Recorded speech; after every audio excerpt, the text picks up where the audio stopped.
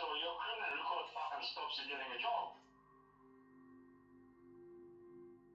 That's number one, so indeed, you're already fucked there then.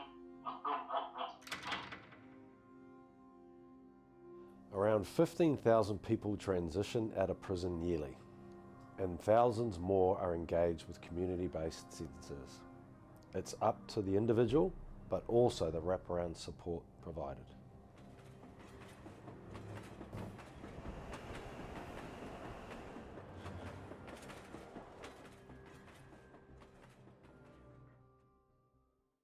My brother, he's been in and out of prison most of his life actually. He wasn't living with us, he was living with my father down in Nelson, and when we separated as a family, that was just the repercussions of him leaving and being in an environment which was not healthy.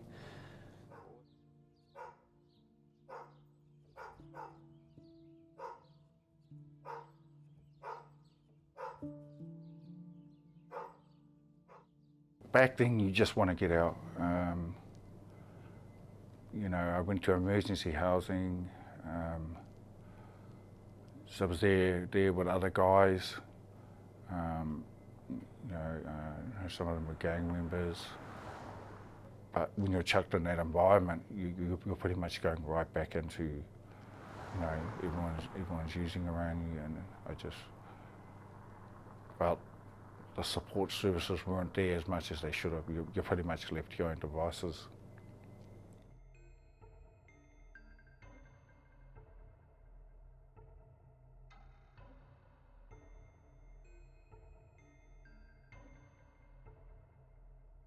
Either it's gang affiliated stuff, broken families, toxic relationships.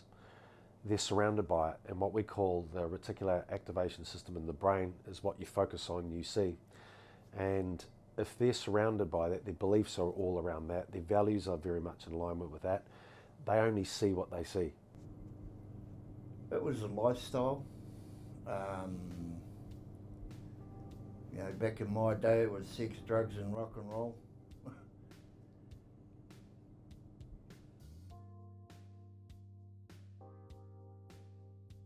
I've fought the system my whole life. You know, I'm not proud of it, but you know, here's a little bit of an example. I had 18 DICs, 28 driving while disqualified, and still didn't, you know, still carried on my merry way. God, I don't know how many cars I stole. Take them to the chop shop, $500 a car, well that'd keep me going for a day. I'd do that regularly on an everyday basis. That was shocking, mate. I didn't hate myself at the time, and I've forgiven myself now, but I've got so much amends to make to the people I hurt, and that's going to take a lifetime. Yeah. Yes, I felt like I was just stuck in that house with the guys there, pretty much left to do whatever we wanted. Using, the drinking, the drugs, just, it was, I think it was just second nature because everyone else was using there.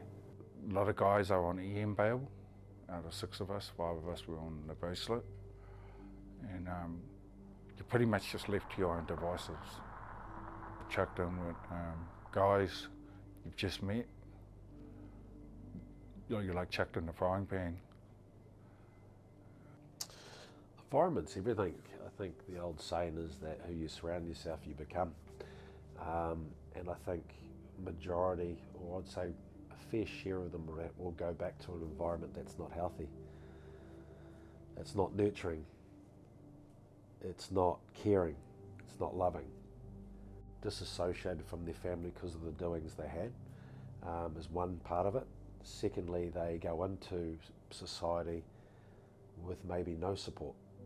So it becomes internally, it becomes about them and how they formulate new relationships and being a part of the community. So it's a very challenging time for them, very challenging. Yeah, struggled for the first 6 months. You know, my first month in there, I was on programs, I had to go testing, I had to go meetings, I didn't go. And I saw everyone fighting for me. I gave it one more shot. I'm so grateful I did because it worked out for me. Now I'm a year clean because there was a few times there where I could have just fallen off the rails. Just the support I got from them, from the Salvation Army and the drug court mainly, but I'm grateful every day. I used to give 110% in addiction. I gave it 120% in recovery, and that's what they've got to offer you, but you've got to really, really want it.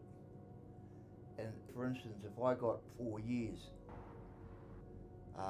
you could either spend 4 years doing jail or 18 months doing the drug court system that they give you a pathway. It's intense, it's very, very intense. You've got testing 5 times a fortnight, you've got courses, it's full on, mate. You haven't got a spare minute in your day to go back to your addiction, you know. Everyone will have support when they come out, good support from family and whānau. They'd have the ability to have that service around them, that trust and that connection with their whānau, which is vitally important. Most don't. They don't have housing, they don't have a job to go to, they don't have family to connect with because that's disengaged now. You know, for instance, I've never been one to cry. I didn't even cry at my mum's funeral, and yet she was my rock. You know, because I went to my mum's funeral off my face. That really what inspired me to make change.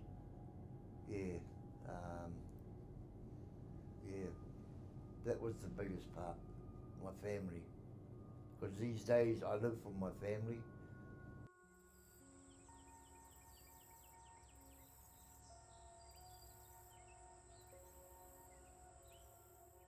You're not only hurting yourself, you're mainly hurting the people that really do care and love you.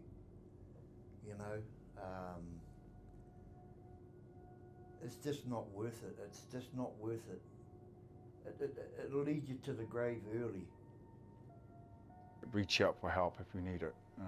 There's always people there that can help you. Get a sponsor. There's always support out there. I think there are so many barriers to entry for them to come back, to make them feel safe and to make sure they're connected again. That takes a long time. And there's so many other things involved in that too. There is a belief system they have to break, there's a community-based approach that they have to connect with, and there's a family connection that they have to get. So it is moving somewhat, I think, in the right direction, but it's going to take a lot more.